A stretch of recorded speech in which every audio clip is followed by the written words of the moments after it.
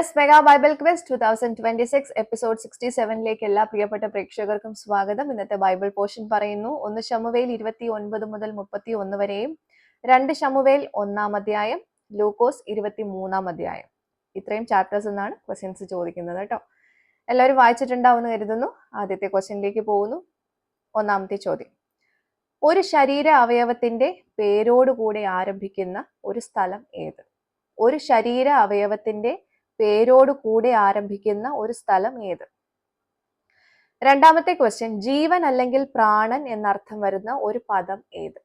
ജീവൻ അല്ലെങ്കിൽ പ്രാണൻ എന്നർത്ഥം വരുന്ന ഒരു പദം ഏത്? മൂന്നാമത്തെ ചോദ്യം: നാശം സംഭവിച്ചത് എന്തിന്? നാശം സംഭവിച്ചത് എന്തിന്? നാലാമത്തെ ക്വസ്റ്റ്യൻ: യേശുക്രിസ്തു ക്രൂശിൽ കിടന്ന് മൊഴിഞ്ഞ എത്ര മൊഴികൾ ലൂക്കോസ് 23-ാം അധ്യായത്തിലുണ്ട്? ഏതെല്ലാം? യേശുക്രിസ്തു ക്രൂശിൽ കിടന്ന് മൊഴിഞ്ഞ എത്ര മൊഴികൾ ലൂക്കോസ് 23-ാം അധ്യായത്തിലുണ്ട്? ഏതെല്ലാം?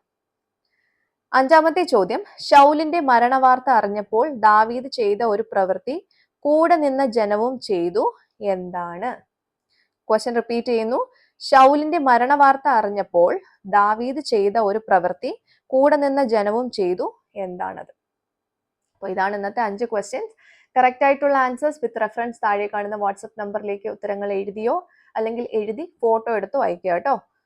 ഇതിന്റെ ആൻസേഴ്സ് നാളെ റിവീൽ ചെയ്യുന്നതായിരിക്കും. അപ്പം നമുക്ക് ഉത്തരങ്ങളുമായിട്ട് നാളെ കാണാം. Till then, it's me, Angel, signing off. Bye and take care.